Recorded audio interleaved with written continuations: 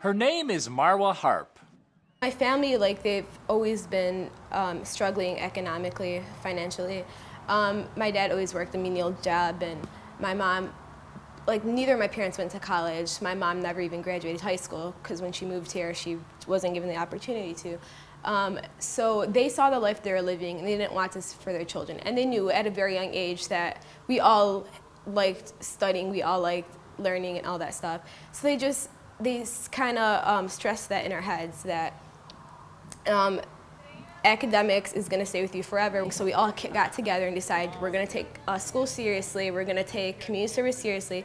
And the reason we got involved in community service also is because our family received a lot of financial support, and during the holidays, organizations like the Salvation Army helped us. That help made Harp realize she could play a similar role.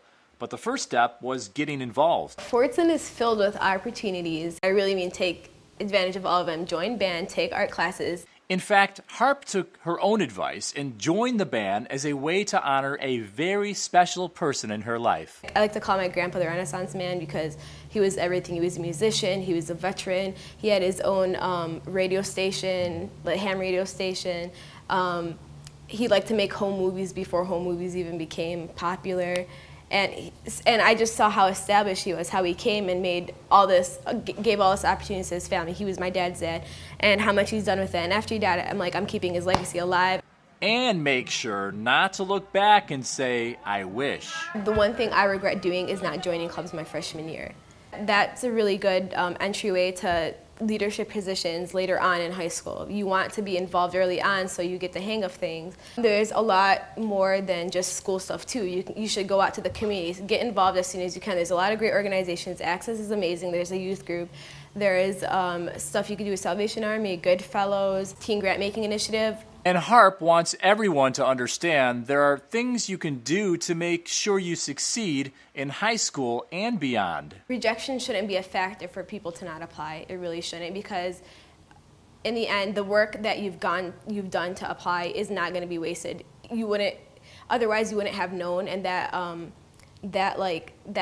thing in your head that tells you what if is always a lot worse than, hey, I didn't get in.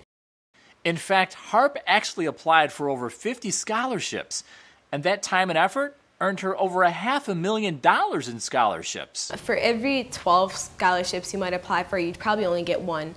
So that's another big thing. People sometimes see that they don't get the first one, so they just stop applying, which is a really, really bad way to think about it, because, again, you're competing against a lot of people for all these scholarships, and you want to make sure that you're still in the running at least by applying. Have good relationships with your teachers, because after school, if you need help with anything, and then for the future, for recommendation letters, the recommendation letters are a lot more important than you think they are. And after Harvard, what does Harp have planned? I want to come back, especially Dearborn. I wouldn't want to do it anywhere else but Dearborn.